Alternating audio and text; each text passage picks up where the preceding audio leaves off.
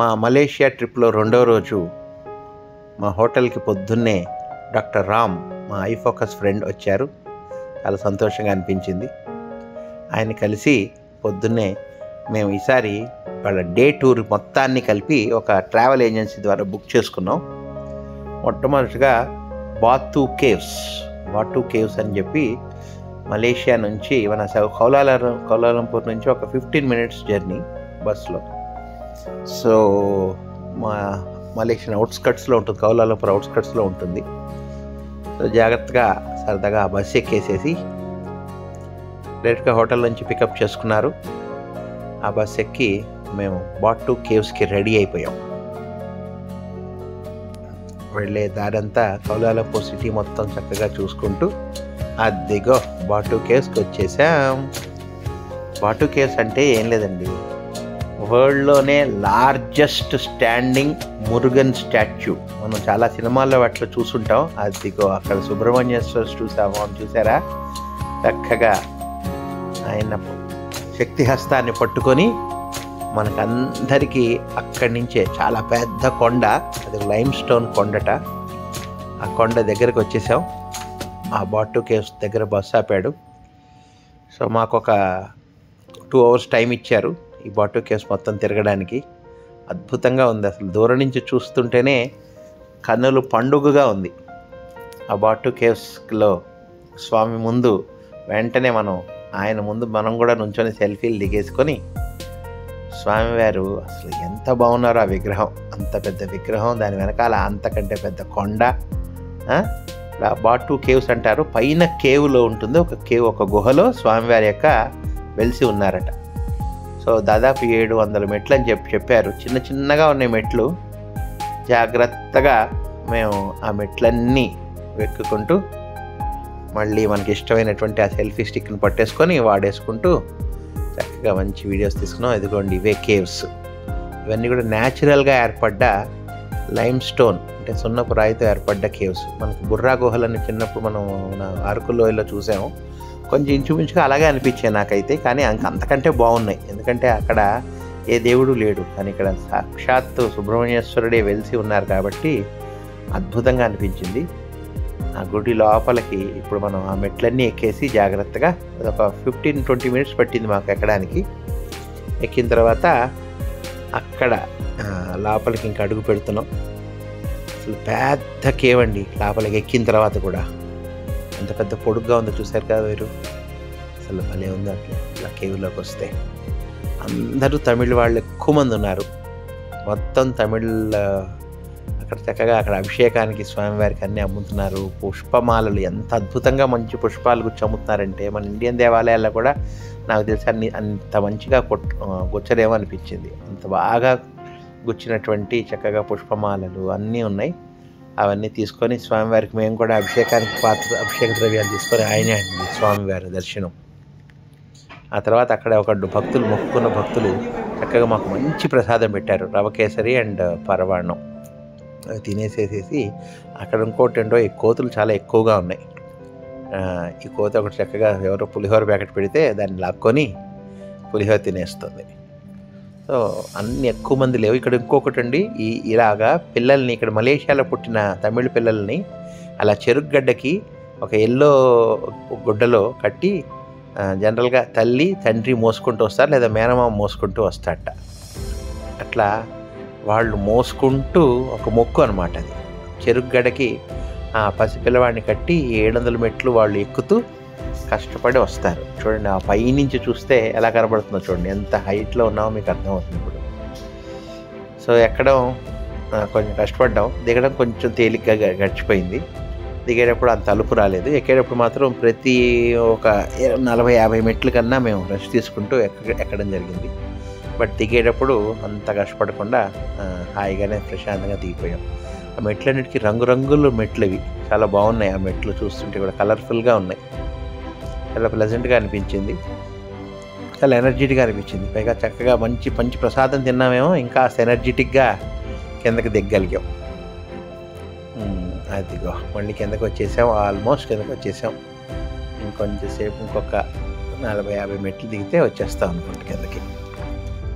700 అన్నారు కానీ నాకు 700 అనిపించలేదు మెట్లు. బట్ చాలా బాగుంది.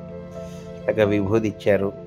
విభూది ధారణ చేసుకొని స్వామివారి దర్శనం చేసుకొని బయట కొన్ని వెజ్ రెస్టారెంట్స్ ఉన్నాయి. కాకపోతే మేము అక్కడ పైన ఎక్కువసేపు టైం స్పెండ్ చేయడంతో కింద మాకు ఎక్కువ టైం స్పెండ్ చేయడం లేదు. కింద కూడా అమ్మవారు, ఈశ్వరుడు, గణపతి పెద్ద దేవాలయాలు కింద కూడా ఉన్నాయి. ఆ దేవాలయాలు బయట చక్కగా మన Indian food, vegetarian food, pure vegetarian, చక్కగా దోశలు, ఇడ్లీలు, వడలు, పూరీలు అన్నీ ఉన్నాయండి. కానీ అన్లక్కీ అండి, మాకు టైం దొరకలేదు. ఎందుకంటే మళ్ళీ మేము బస్సులో కదా వచ్చాము. మళ్ళీ మా బస్ టైం అయిపోయింది. ఎగ్జాక్ట్గా 2 hours ఇచ్చాడు. ఆ 2 hours మేము బైక్ ఎక్కడం, దిగడం, అక్కడ అంతా గడపడంతో అయిపోయింది. సో ఎక్కడేం పార్సీ లేదన్నాడు. సో వాటిని కేవలం చూసేసేసి నేను ఇంకా రెడీ అయిపోయి బయలుదేరి వచ్చేసాం. వెంటనే మా బస్సు దగ్గరలో ఉన్న ఏదో షాపింగ్ మాల్కి తీసుకెళ్ళాడు. చిన్న సైజు లోకల్ షాప్ అవి. అక్కడ మలేషియన్ లోకల్ స్నాక్స్ షాప్ అట. అవన్నీ ఇచ్చారు. అవన్నీ చూసుకొని మేము నెక్స్ట్ గెంటింగ్ ఐలాండ్స్కి వెళ్ళాం.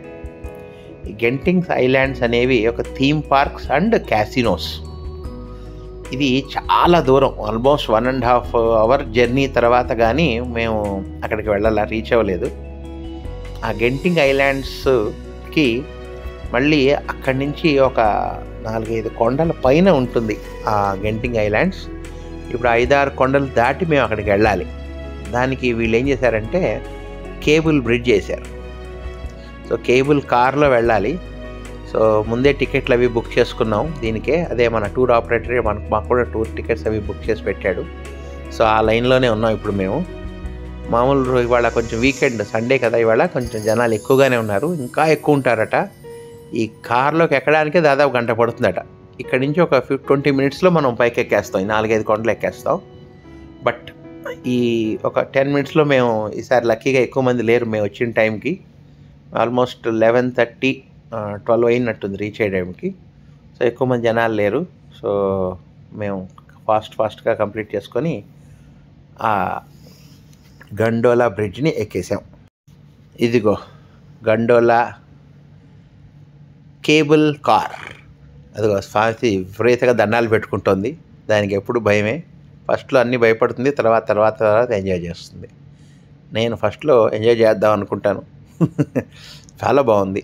అంతా గ్లాస్ అనమాట, కంప్లీట్ గ్లాసు.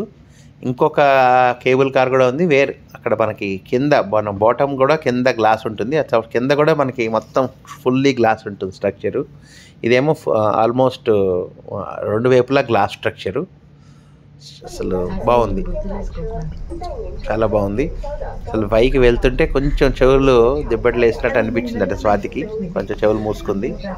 బట్ స్లోగానే వెళ్తోంది. మొత్తం కంప్లీట్ కిందంతా అడవి, కొండ, బ్యూటిఫుల్గా ఉంది. ఆ పైకి వెళ్తున్న కొద్దీ కంప్లీట్ టెంపరేచర్ మారిపోయింది. దాదాపు ఇది 5,000, 6,000, 7,000 ఫీట్కి వెళ్తున్నాం అనమాట హైట్ మనం. దాంతో అసలు ఈ సమ్మర్లో మనం మేఘాల పైన వెళ్తోంది. అసలు వాతావరణం కంప్లీట్గా కూల్గా అయిపోయింది. అసలు కింద అంతా కనబట్ల అసలు మనకి. అసలు ఫ్లైట్లో వెళ్తుంటే కింద మనకి మబ్బులు ఎట్లా అడ్డొస్తాయో అట్లా అడ్డొచ్చినాయి మేఘాలు మనకి. అంత అద్భుతంగా అనిపించింది. అసలు వాతావరణం అయితే చల్లగా అయిపోయింది. నిజంగా మేఘాలలో తేలుతున్నట్టు అనిపించింది మాకు. వెంటనే సరదాగా పాట కూడా వేసేసుకున్నాను. మేఘాలలో తేలిపొమ్మన్నది తుఫానులా రేగిపొమ్మన్నది అమ్మాయితో సాగుతూ చిలిపి మది అని సరదాగా పాట వేసేసుకున్నాను. అదిగో చూడండి, ఆ మేఘాలు చూసారా? అసలు వాతావరణం ఎలా ఉందంటే ఊటీలు, కొడైకెనాల్ కూడా ఎందుకు పనికిరావు అనిపించింది నాకైతే. అసలు ఆ కనబడేదే చైనా టెంపుల్. ఈ గెంటింగ్ ఐలాండ్స్ మొత్తం కట్టించిన వాడు ఒక చైనా అతనట. అతను ఇక్కడ ఒక ఇక్కడ కూడా మనకి ఎట్లా అయితే సుబ్రహ్మణ్య స్వామి వెలిచారో అక్కడ అలాగేదో వాళ్ళ చైనా సంబంధించిన దేవతలు అయితే వెలిచారని వాళ్ళ ఫీలింగ్. సో అందుకని ఒక మంచి దేవాలయం, ఒక 10 అంతస్తుల దేవాలయం కట్టుకున్నారు వాళ్ళు అక్కడ. అసలు ఈ ఎక్స్పీరియన్స్ మాత్రం చాలా మెమరబుల్ అండి. ఎంత బాగుందండి అంత బాగుంది. అసలు ఆ పైకి వెళ్ళడం, ఆ కింద మేఘాలు, ఏదైతే అంతకుముందు కూడా రోప్వే ఎక్కాం మేము. మానసాదేవి మందిరం హరిద్వార్ దగ్గర ఎక్కాము, తర్వాత శ్రీశైలంలో రోప్వే ఎక్కాం. కానీ దీని హైట్ వల్ల ప్లస్ ఈ కంప్లీట్ గ్లాస్ స్ట్రక్చరు, కిందంతా అడవులు, కొండలు ఉండడం వల్ల ఏమో కానీ చాలా అద్భుతంగా ఉంది ఈ ప్రదేశం. నేనైతే చాలా ఎంజాయ్ చేశాను, అసలు చూస్తూనే ఉండాలనిపించింది. కానీ ఇదంతా గ్లాస్ స్ట్రక్చర్లో ఉండడం వల్ల లోపల బయట టెంపరేచర్స్ ఎలా తెలియలే, మాకు ఫీల్ అవ్వలేకపోయాం. బట్ చాలా బాగుంది, అర్థమవుతూనే ఉంది, చాలా చిల్గా ఉండేటట్టుగా ఉంది బయట అంతా. కొన్ని వందల కేబుల్ కార్స్ ఉన్నాయి, కొన్ని వందల కేబుల్ కార్స్. ఒక్కొక్క కేబుల్ కార్లో దాదాపు 10 మంది దాకా పట్టచ్చు. ఈజీగా ఫ్రీగా కంఫర్టబుల్గా 10 మంది కూర్చునేంత పెద్ద సైజులో ఉన్నాయి. వీటన్నిటినీ ఎంజాయ్ చేసుకుంటూ మేము ముందుకు అలా వెళ్ళిపోయాం. స్వాతి ఫస్ట్లో భయపడింది, కానీ తర్వాత చాలా ఎంజాయ్ చేసినట్టు అనిపించింది. అసలు హ్యాపీగా ఇక్కడ ఇవన్నీ మా పాత మెమరీస్. ఏంటంటే లాస్యా చిన్నప్పుడు మేము శ్రీశైలం వెళ్ళినప్పుడు లాస్యాను స్రవాతి కలిసి భయపడుతూ కూర్చున్నారు. అట్లాంటి మెమరీని మళ్ళీ సార్ గుర్తు చేసుకుంది. లాస్య మాకు గుర్తొస్తూనే ఉంది ఈ టైంలో, ఎందుకంటే భయం అంటే లాస్య వాళ్ళ అమ్మ అనుకున్నట్టుగా ఉంది. చిన్నప్పుడు కదా చాలా భయపడింది, ఇప్పుడంటే పిచ్చ ధైర్యం వచ్చేసింది అనుకోండి దానికి. మాకే ధైర్యం చెప్తుంది, ఏం కాదు అదిగో కిందంతా కనపడేదంతా థీమ్ పార్క్స్ అండి. ఆల్మోస్ట్ మనం పైకి వచ్చేసాం. సో ఈ గ్రౌండ్ జీరో మొత్తం కూడా అవుటర్ వరల్డ్ థీమ్ పార్క్స్ అంటారు. దీనిలో రకరకాల థీమ్ పార్క్స్ ఉన్నాయి. Indoor theme parks, outdoor theme parks అని. ఇప్పుడు మీకు మన కింద కనబడుతుందంతా అవుట్డోర్ థీమ్ పార్క్. దాని లోపలికి వస్తే పెద్ద షాపింగ్ మాల్స్, ఎన్ని ఫుడ్ కోర్ట్స్ అంటే అన్ని ఫుడ్ కోర్ట్స్, ఎన్ని రకాల కుజిన్స్ అంటే అన్ని రకాల కుజిన్స్. ప్రపంచంలో లేని కుజిన్ అంటూ లేదనమాట. థాయి, కొరియను, మలేషియను, అమెరికను, అన్నీ మన ఇండియన్ కూడా ఉన్నాయి.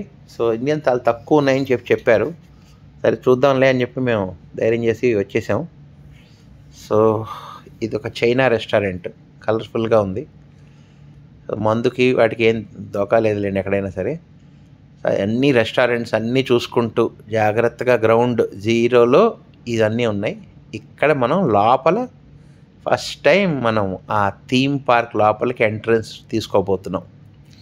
ఇది ఒక ఇండోర్ థీమ్ పార్క్ అనమాట. ఇంకా రెస్టారెంట్సే చూస్తున్నాం మనం. సో ఇది అక్కడ 4 చక్కగా ఫోటోలు దిగాం. ఇక్కడ ఒక మంచి విషయం జరిగిందండి. స్వాతిని చూడంగానే ఎవరో చైనా వాళ్ళు వచ్చేసేసి ఎంతో దగ్గరైన మనిషిలాగా ఆమెతో ఫోటోలు తీయించుకుంటామని పెద్ద ఫ్యాన్స్ ఫీల్ అయినట్టు, మరి బంధువులు ఫీల్ అయినట్టు ఆమెతో ఫోటోలు దిగడానికి ఎగబడ్డారు, పెద్ద సెలబ్రిటీ అయినట్టు వాళ్ళు. నాకైతే అసలు కొంచెం షాకు.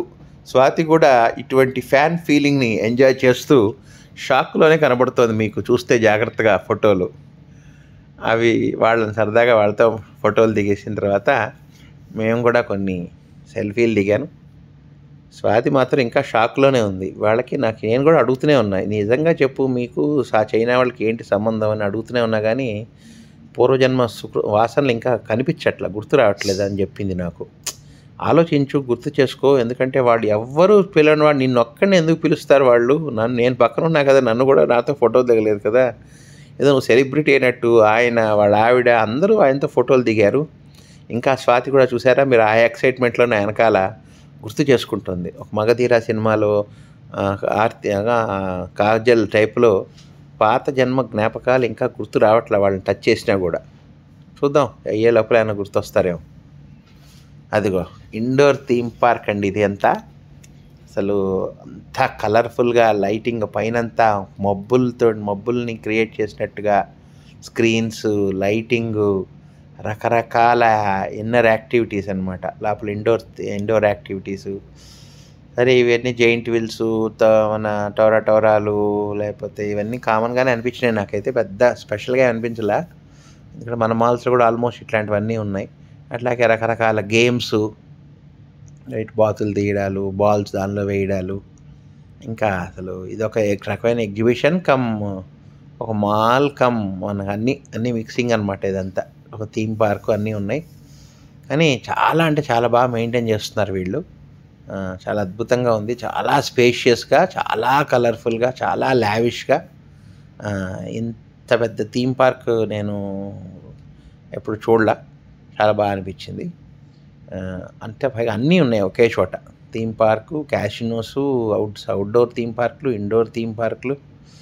సో వీటన్నిటిని సరదాగా చూసుకుంటూ వాటినన్నిటినీ చూస్తూనే ఎంజాయ్ చేస్తున్నాం. ఏ రైడ్స్ ఎక్కలేదు. స్వాతి ఇవన్నీ ఎక్కడమ్మో నా వల్ల కాదు. ఆ చిన్న రైడ్ ఏదో ఒకటి పైన ఉంది, ఆ చిన్న కప్పులో పెట్టి వాడు సాసర్లో పెట్టి తీసుకెళ్తున్నాడు. వాడు చిన్నగా నీట్గా అన్నీ మొత్తం ఇదంతా తిప్పుతుంది అనమాట. అది ఎక్కుతా ఉంది. చిచ్చి అట్లాంటి చిన్న చిన్నవి ఎక్కకూడదు. ఎక్కితే రోలర్ కోస్టర్స్ ఉన్నాయి, అక్కడ ఎక్కాలి, కిందకి పైకి తిప్పేస్తాడు. అది కాదని ముందుకెళ్ళాం. అమ్మాయి చక్కగా వైట్ శారీ కట్టుకుంది, తన్మయత్వంతో చైనా మ్యూజిక్ వాయిస్తుందండి. ఒక ఇన్స్ట్రుమెంట్ చాలా బాగా నచ్చింది.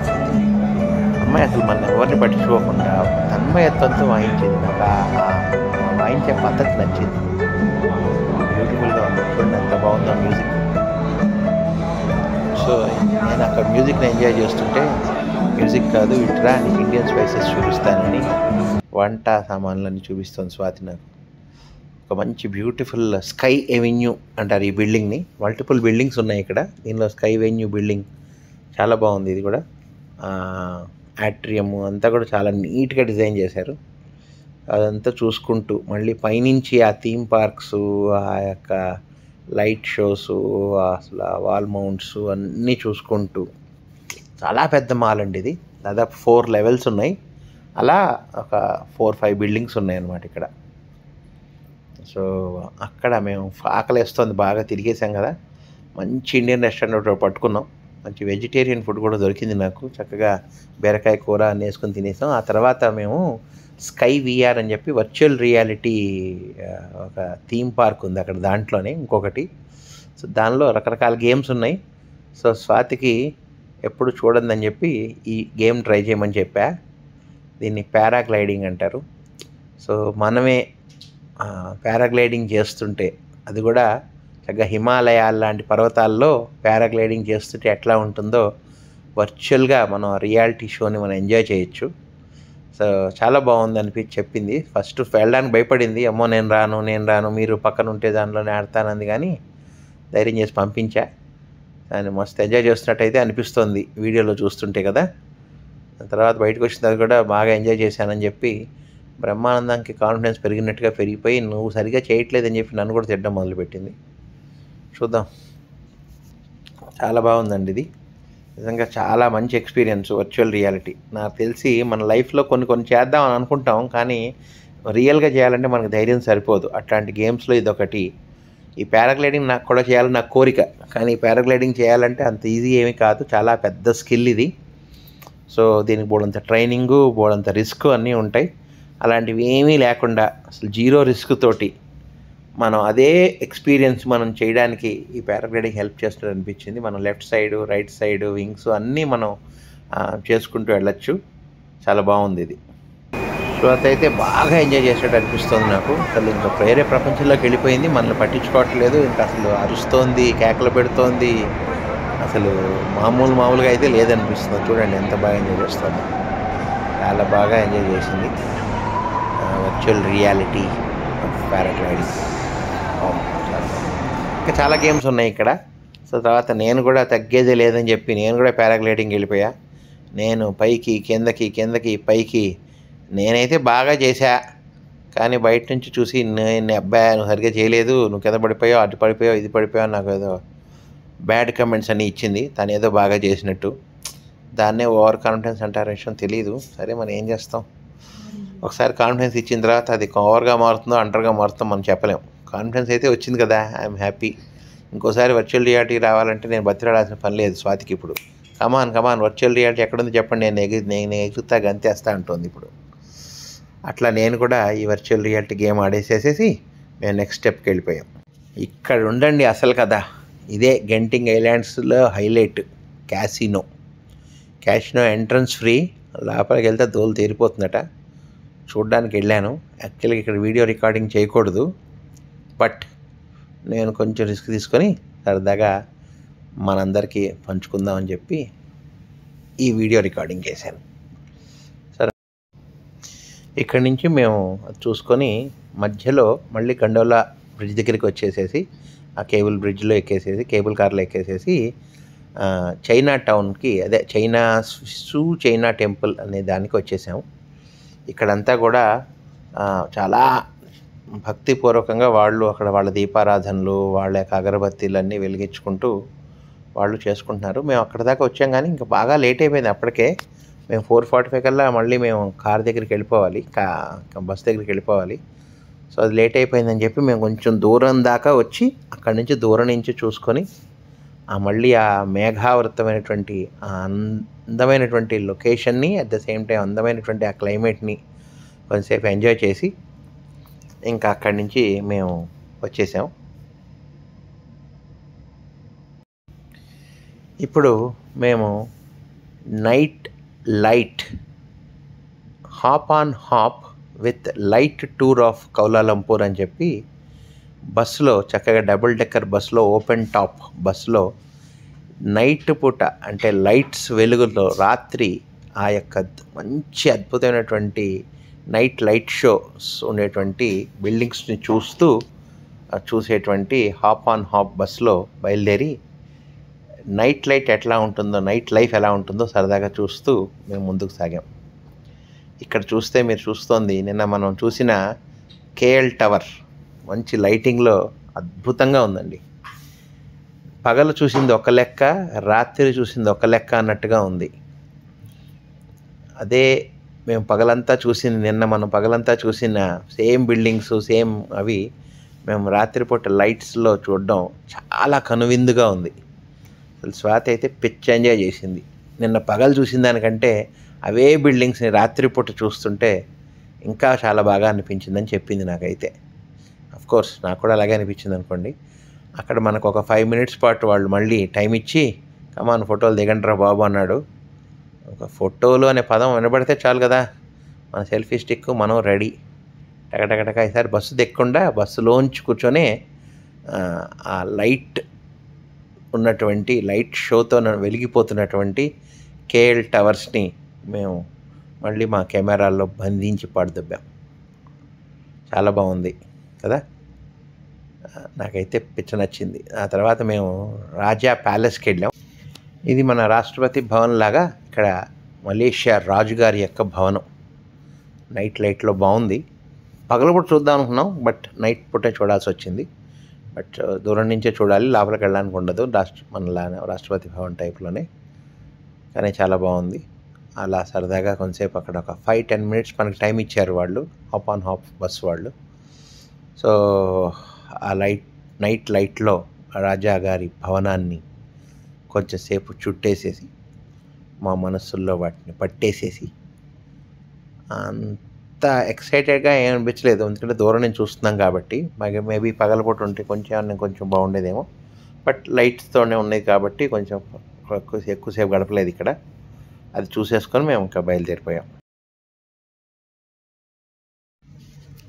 ఇంకొన్ని నైట్ లైట్లో ఉన్నటువంటి కౌలాలంపూర్ని కొంచెం ఎంజాయ్ చేస్తూ, కానీ మళ్ళీ పెట్రోనాస్ టింట్వాస్ దగ్గరికి వచ్చాం అదే బస్సులో. మళ్ళీ దాన్ని ఎంతసేపు చూసినా మళ్ళీ తనివి తీరలేదు. ఒక రకమైన అట్రాక్షన్ ఉంది పెట్రోనాస్ ట్విన్ టవర్స్లో. నైట్ పూట ఇంకా బాగా అనిపించింది. మళ్ళీ నిన్న రాత్రి కూడా నైటే చూసాం, ఇప్పుడు కూడా నైటే చూసాం అనుకోండి. బట్ ఈసారి బస్సులోంచి, నిన్నేమో బస్సు కింద నుంచి కదా, ఆ బస్సులోంచి కూడా దాన్ని అంతే ఎంజాయ్ చేసాం. చాలా బాగుంది పెట్రోనాస్ ట్విన్ టవర్స్. ఆ రోజు పైన చంద్రుడు, కింద చంద్రుడి వెలుగు, కింద పెట్రోనాస్ ట్విన్ టవర్స్. అట్లాగే దాని చుట్టుపక్కల ఉన్నటువంటి పెద్ద బిల్డింగ్స్ అన్నీ కూడా చక్కగా ఆ నైట్ లైట్లో ఇంకా అందంగా కనబడ్డాయి. నిన్న పగల కంటే కూడా ఈ నైట్ లైట్లో వాటి అందం వేరుగా ఉంది. సో న్యూయార్క్లో ఇలాంటి బిల్డింగ్స్ చూసి నేను చాలా ఎంజాయ్ చేశాను. అట్లాగే ఇప్పుడు కూడా ఇక్కడ చాలా బాగా ఎంజాయ్ చేశాను. ఇద్దరం కూడా ఈ 2 అవర్స్ మొత్తం రైడ్ని ఫుల్గా ఎంజాయ్ చేసాం. ఇంకొక లక్కీగా ఏంటంటే కూర్చొని ఎంజాయ్ చేయడం కదా, నిన్నేమో కొంచెం నడుస్తూ ఎంజాయ్ చేసాం. అంత కొంత బాడీకి అలసట ఉంది. ఇవాళ కూర్చొని ఎంజాయ్ చేయడంతో ఇక లక్కీగా ఇవాళ మాకు వాతావరణం చాలా బాగుంది. చక్కగా మంచి కూల్ బ్రీజ్, మంచి వాతావరణం. జనరల్గా యూజువల్గా వర్షం పడుతుందట, వర్షాలు ఏం పడకుండా హాయిగా ఉంది. చక్కగా పొద్దు నుంచి వేడిగా ఉన్నామేమో, కొంచెం చల్లగా ఉంది, హాయిగా ఉంది. చాలా బాగా ఇవాల్టి డే 2ని కూడా సక్సెస్ఫుల్గా కంప్లీట్ చేసుకొని ఇది ఒక టైమ్ స్క్వేర్ లాగా అనిపించింది నాకైతే. పెద్ద పెద్ద హోర్డింగ్స్, ఎలక్ట్రానిక్ బోర్డ్స్ అవన్నీ చూసుకుంటూ అక్కడ నైట్ షో లాగా అక్కడ కూడా న్యూయార్క్లో టైమ్ స్క్వేర్ టైప్లో అక్కడ కూడా ఒకళ్ళు ఎవరో లైవ్ బ్యాండ్ వాయిస్తున్నారు. చాలామంది ఎంజాయ్ చేస్తూ చూస్తూ డ్యాన్స్లు అవి చేస్తూ ఒక నైట్ లైఫ్ని మలేషియన్స్ ఎలా ఎంజాయ్ చేస్తారో అబ్జర్వ్ చేస్తూ మేము కూడా అవన్నీ సాగుతూ చూస్తూ మళ్ళీ తిరిగి హోటల్కి రావడానికి ప్లాన్ చేసుకుంటూ ముందుకు వచ్చేసాం. బాగుంది night life, night light, hop on hop off బస్తో plus at the same time కొన్ని గ్రౌండ్ కూడా మంచి ట్రాఫిక్ అవన్నీ చూసుకుంటూ ఆ జామ్స్ అని దాటుకుంటూ బాగుంది, చాలా బాగుంది నైట్ లైట్.